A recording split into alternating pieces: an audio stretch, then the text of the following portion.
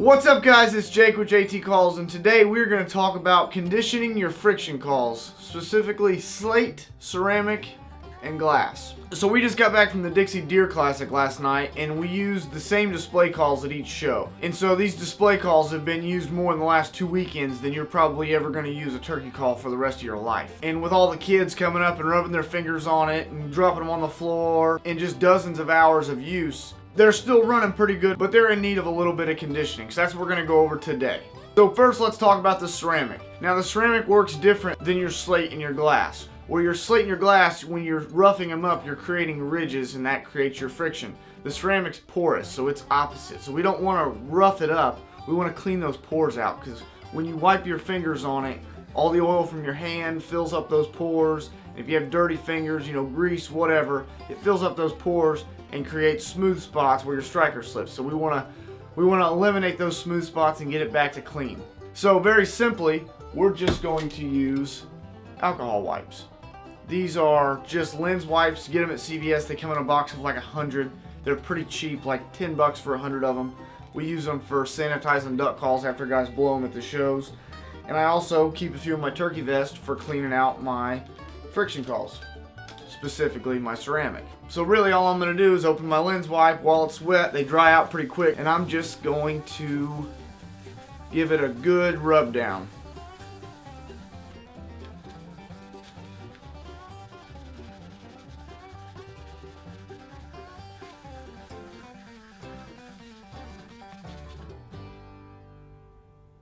And 9 times out of 10, that's going to bring the call back to 100% life, and that's going to be all you need to do. If it's really, really bad, you can take some alcohol and like a toothbrush and give it a good scrub to really give it a good deep cleaning. Maybe do that at the end of the season or before you start your season this year. So I've got the ceramic wiped down really good, and now it's back to running like new.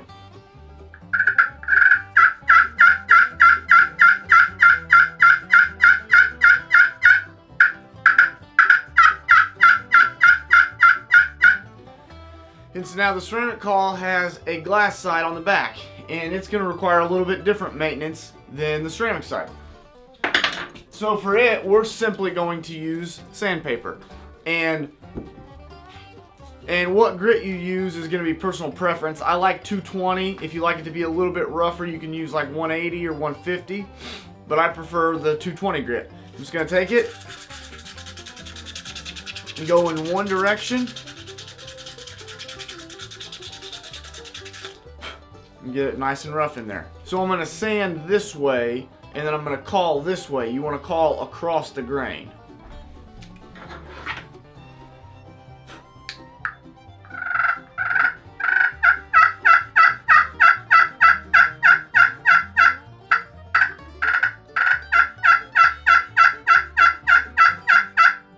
So it doesn't take much. You don't have to get it super rough, and it's running like new again. So a little bit of sandpaper on the glass side, alcohol wipe on the ceramic side, and your ceramic call's running like new again.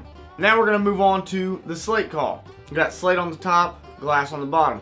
The glass is going to be the same. We're going to use our sandpaper, go in one direction, and then call across the grain. And then on the slate, there's a few different things you can use on the slate. Just to keep things easy, I like to stick with sandpaper still. May use a little bit higher of a grit, like a 320 or a 400. You don't want something super rough because you're actually going to take layers of the slate off. And after you do it a bunch of times, you could wear through that slate. So we don't want to take a bunch off. We just want to get a little bit off and rough it back up. So just like on the glass side, I'm going to take my sandpaper and I'm going to go in one direction with it. So I'm going to go back and forth this way. And then I'm going to call this way. And it doesn't make as big of a difference on the slate as it does on the glass side, which direction you sand and which direction you call. It's going to run really good in any direction. So we got our slate side nice and clean. Sounding really good. And a few other things you can use on the slate side. Some guys use steel wool. You can use like a scotch bright pad. Anything to rough it up just a little bit, but nothing that's too abrasive. Because again, we don't want to wear through that slate. We just want to rough it up a little bit and take that top surface off that may have oils from your fingers or dirt or whatever on there. And so now we're going to move on to the striker. All of our calls ship with a waterproof striker. It's got this waterproof tip on here, which is super hard.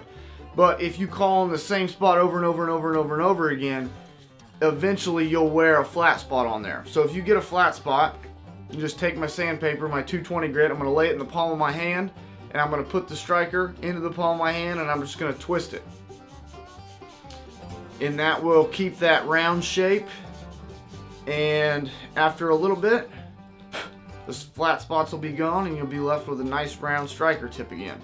Alright, so now that we know how to condition our calls, let's talk a little bit how to prevent them from needing conditioned as often. One of my biggest pet peeves at the show is guys come up, they pick up the call, and they just start rubbing it with their fingers and just doing all this kind of stuff. And I'm like, stop doing that. Don't do that. Because your fingers are covered in oils. Whether you can feel it or not, your fingers are super oily. And it doesn't make as big of a difference on the glass, but the ceramic and the slate especially, you rub that and you're just filling in all those pores with oil from your fingers, and then that's going to create slick spots on your surface. So keep your fingers off the surface as much as possible. Alright guys, that's all I got for today. So get you a couple pieces of sandpaper, a few lens wipes, keep those in your vest, and your calls will be running at 100% all season long. So if you have any questions, leave them down in the comments and I'll get to them. Turkey season has already started in some parts of the country, and it's going to be kicking off in the rest of the country here in the very near future. So good luck this season, and we will see you in the next one.